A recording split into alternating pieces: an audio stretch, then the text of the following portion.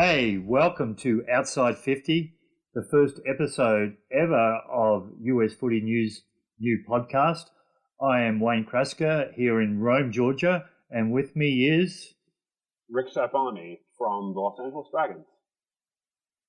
Nice to see you, Rick. And we're about to bring you all the sort of news from around the US about footy, from local clubs, the Rebos and the Freedom, and even some of the legends. So as we move through these podcasts, you'll get to hear lots of different people talk about their background in football and what they're doing right now to help develop the game of Aussie rules here in the US. So Rick, we'll start off with you and we'll do some introductions here. You found footy about 4 years ago in the LA area? Well, actually, it all kind of started when I was living in Phoenix. I moved to Phoenix shortly after I graduated from university. That was back in 2015. And I played a little bit of rugby union when I was at college. And because, my dad had played rugby, back when he was my age, and he loved it. And I didn't really have a chance to play, too many organized sports growing up. I did basketball for a while, did martial arts for a while, but I never really had, a niche sport, so to speak. And did some rugby when I was in college, but didn't really have a chance to, go all in with it because, academics and other life events happening around that time. But when I graduated, I moved to Phoenix, decided to give it a go again. And but unfortunately, the team I was with was, very experienced, a real veteran side. And so unfortunately, there wasn't really much chance to, actually get meaningful playing time. So after a few months, I was getting a little frustrated with it. And a mate of mine on the team by the name of Alex, he was like, well, hey, have you ever heard of Australian Rules Football? And I was like, no, what is it? And this is an American guy. And he was like, oh, yeah, when I was 10 years younger, I used to play it. It's a really fun sport. You should give it a crack. And I was like, okay, yeah, sure. And then as fate would have it, a couple of weeks later, this was September, I was at a bar in Phoenix with a friend at 1 a.m. And the only thing on TV that's sports is, you guessed it, the AFL finals. And I was like, oh, wow, what the hell is this? And then I Googled it. I looked up some YouTube clips and I was like, okay, I have to play this sport. And unfortunately for me, I hit up the Arizona Hawks. But unfortunately at that time, they were kind of rebuilding the club from scratch. A bunch of their veteran guys had either retired or moved away or, just weren't involved anymore. So basically, they had a strong women's side, but in terms of a men's team, it was very, very minimal numbers. And of course, this is Phoenix where it's 105, 110 degrees or, 40, 45 for you Aussies, every day. So you have to practice at, 8 a.m. on a Sunday before it gets too insane. So, but I got to meet a bunch of really cool guys with that. And I, started actually following the AFL as well and, just fell in love with the sport. And then when I, moved to LA for my career in, August of 2016, that was when I, emailed Jabba, the president of the LA Dragons, and said, hey, I'd love to be involved. I'm new in town. And that was kind of how it all started. And now I'm, a little over 4 years later, or almost 4 years later, and I've got, about 25, 30 USAFL games under my belt, and I've played a year in Australia. I just got back, and, the journey continues, right? Yeah, so tell us about that year in Australia. How did that come about? What made you think about even going? Well, it's kind of a funny story. So, obviously the USAFL has a pretty solid tradition of, guys who spend a year, maybe 2 years, or even longer sometimes in Australia. As of right now, there's roughly, I'd say about 7 or 8 American men, probably about 6 women as well, who are currently in Australia for an extended period. A lot of the Revos or the Freedom players, decide to do a year leading up to the International Cup or something like that. But in my case, it was just kind of, to me, it felt like the next logical step. And I was lucky at the Dragons. We had, several guys who had played in Australia previously. David Dollar, one of my best mates on the team, he did, I think it was 2013 or maybe it was 2014, spent a year playing in Melbourne. And Gabriel Martins Del Campo, who is part of the Revos, Sam Murphy, who's part of the Revos. They went to Australia in 2018. Gabe, as you know, played in Melbourne with Blackrock, and Sam actually played in Perth in the Waffle. He had a few connections thanks to Fraggers, who's been involved in the Dragons for many, many years. And so that was kind of the conduit for them. And so for me, I thought, well, hey, why don't I be the next one to give it a crack? So who did you end up playing with? So we had a connection, a sister club partnership with the Caroline Springs Footy Club, which is in Caroline Springs and one of the outer western suburbs of Melbourne. And basically how that came about was Andre Jansen, who's another good mate of mine. He's been at the Dragons for many years. He played all his junior footy in Caroline Springs. And basically when he first moved to the States with his missus, and he first got involved with the Dragons, he was just amazed at like how similar the club cultures were between Caroline Springs Lakers and the LA Dragons. And so he had always wanted to start up a sister club partnership, and that eventually became a reality in 2017 at the International Cup. We had a few Dragons who were in town for the IC, and a couple Caroline Springs guys came over, and they made it official. And I was basically the first American player to take advantage of that partnership, and hopefully it continues, because like after having spent a year down there, like it's a great local club. It's in the Western Region Footy League, which is a very, very good local footy competition. And, there's nothing like playing in Australia, obviously, amongst guys who've been kicking a footy since they were 5-6 years old. So.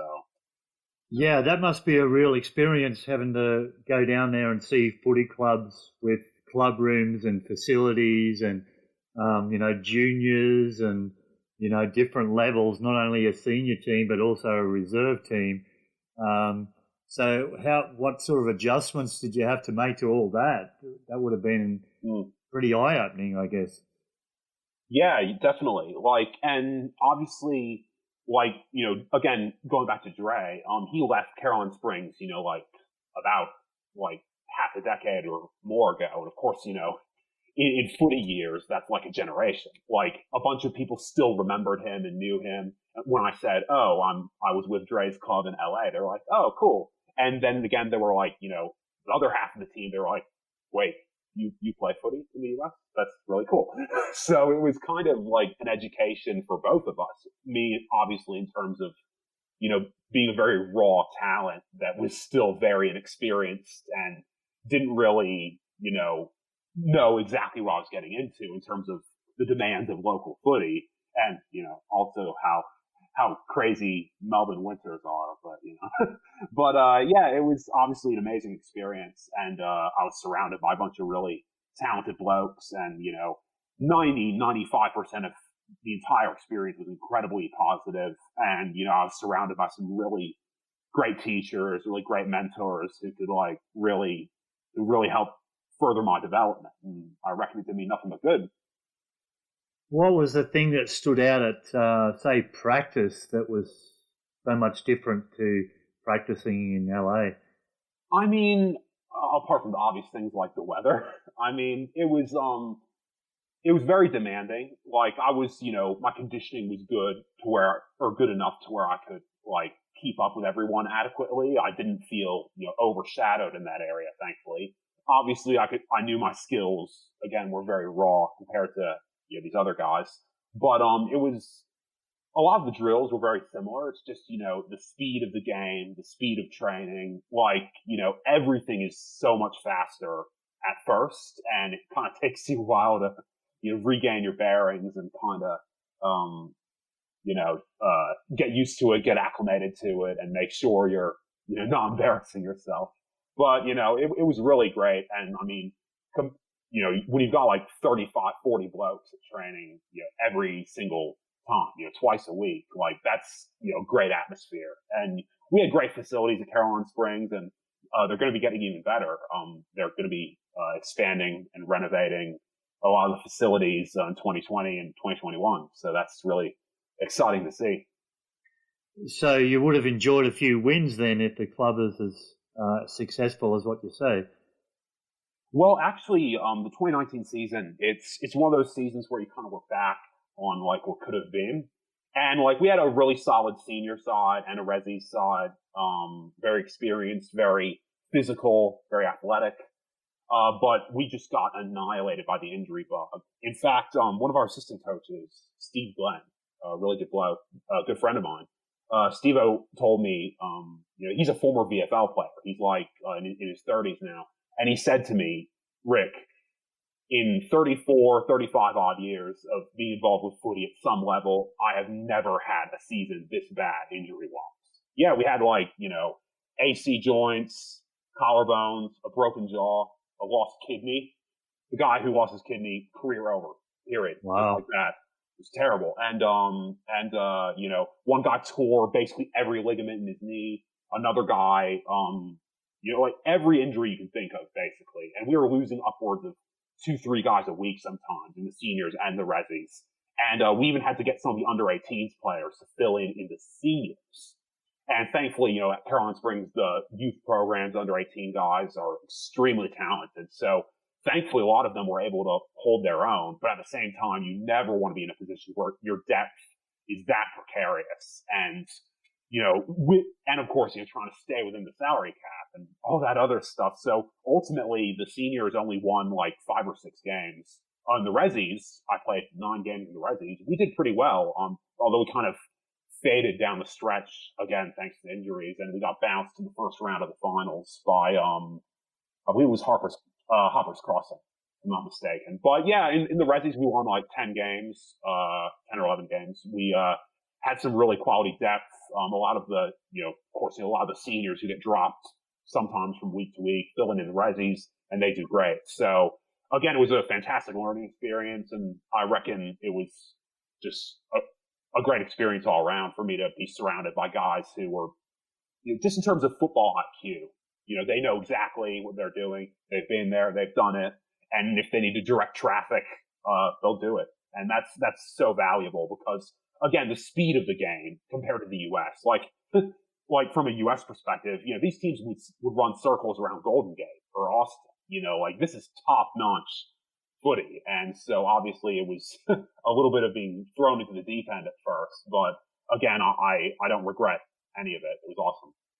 Sounds like an awesome trip.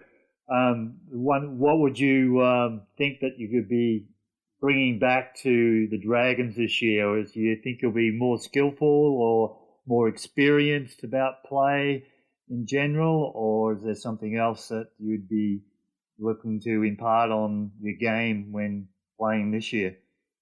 Yeah, definitely. Like I said, it all goes back to football IQ.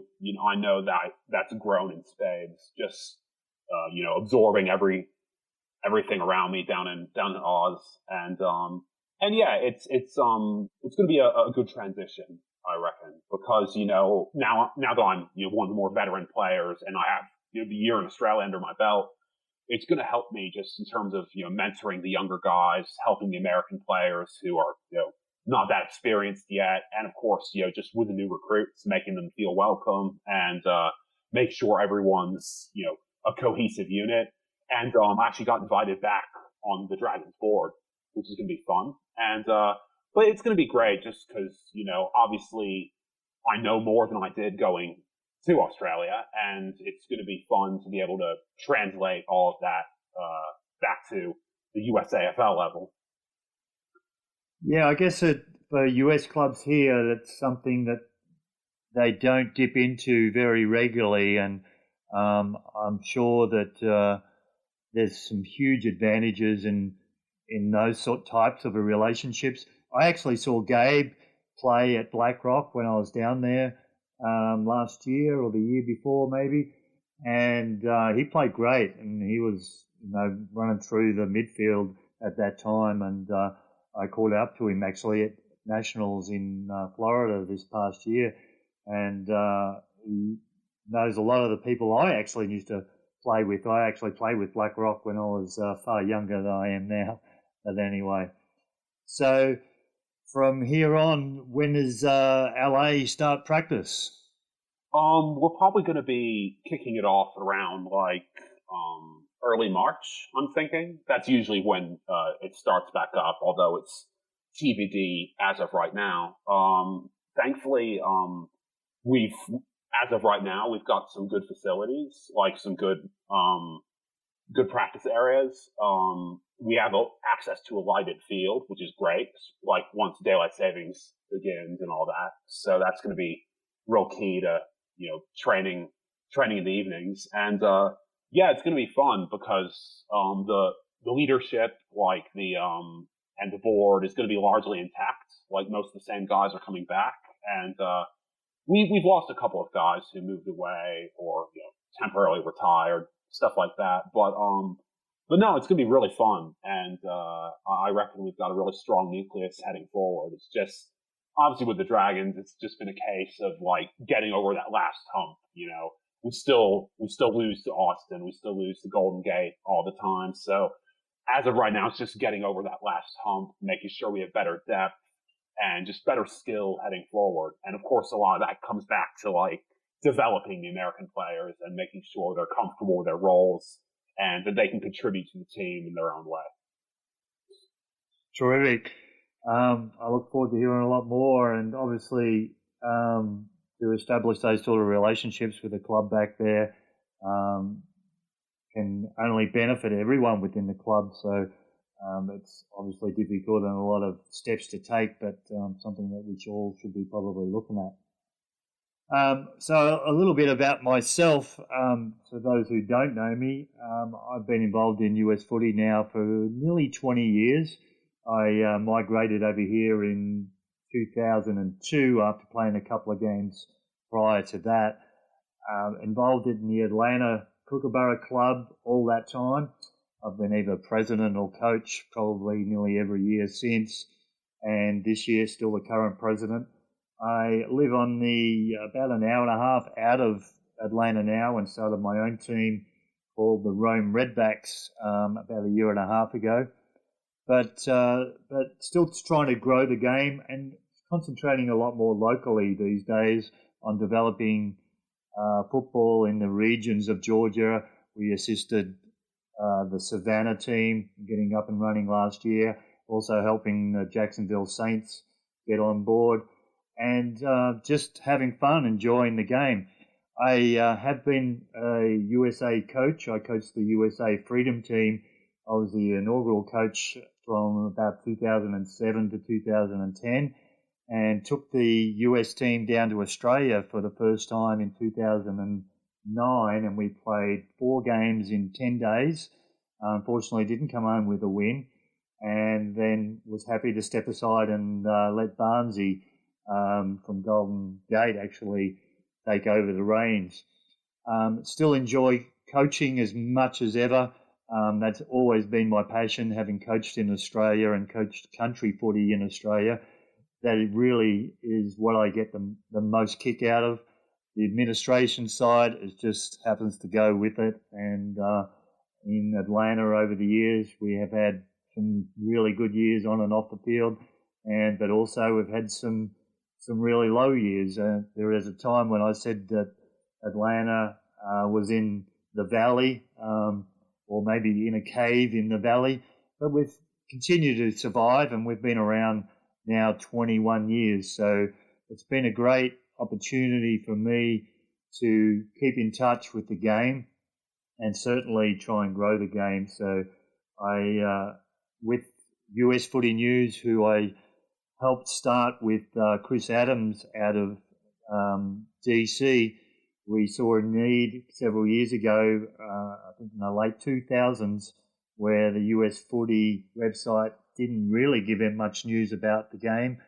So Chris and I started usfootynews.com and just put out a lot of stories about what we're doing now, actually, only in a different format. So it's been enjoyable. I continue to do it because I love the game and have grown up playing the game and being a fan of the game since I was a small fella. I'm going to ask Rick now, who did you start to support in the AFL? Excuse me. Well, I actually started barracking for the GWS Giants back before I moved to Australia, like several years before, like when I first started getting involved with footy in general. And this was, back when the Giants were still getting killed every week by 70, 80 points. And but no, like I was, watching a lot of AFL highlights. I, was, taking a keen interest in like the different players, the superstars, the coaches, how each team played. And I liked GWS, like, mostly just because they had like a good mix of youngsters and veterans. And, they had a good club culture. Like, of course, in the media, particularly the Victorian media, of course, you always hear these, these stories about like, oh, so-and-so is going to go back home to Perth or Melbourne or wherever because, there's just not enough of an audience in Sydney. And be that as it may, like it's really encouraging to see the Giants, even though they haven't won a flag yet, to just be able to constantly be a prelim contender and constantly have guys recommitting to the club and kind of, in spite of people who assume that, oh, they're always going to want to go elsewhere. So that's really great. And of course, with guys like Cornelio, Cal Ward, Heath Shaw, Davis, all those guys, like it's really cool to see that team have some success. And, their memberships keep growing. They're getting an audience in spite of being in such a difficult market. So it's cool to see that. And, that was basically how I first got involved with the Giants. Well, they had a pretty good year last year. I know they didn't go all the way. They fell at the last hurdle, but I think they're going to be around and pretty strong for quite some time going on their performances, and especially in the prelim where they tailed up the Collingwood Football Club for 3.5 quarters, only to let them back into the game later on.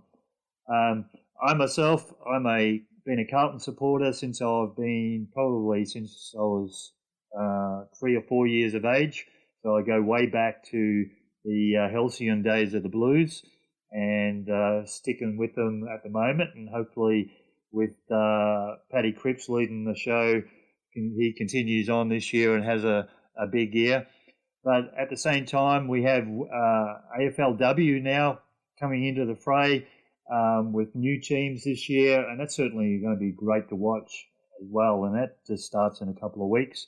And with the opportunity to watch those games early on, it's going to certainly feed the passion for the rest of the season. So, Rick, from here on, we're looking to interview a lot of people from around the country. So if anyone who's listening to this podcast is interested in getting on and having a chat about their experiences here in the US about football, we'd certainly like to hear from them. You can email us at usfootynews@gmail.com or just contact us through the website usfootynews.com. So from now, we'll sign off and we'll talk to you very soon.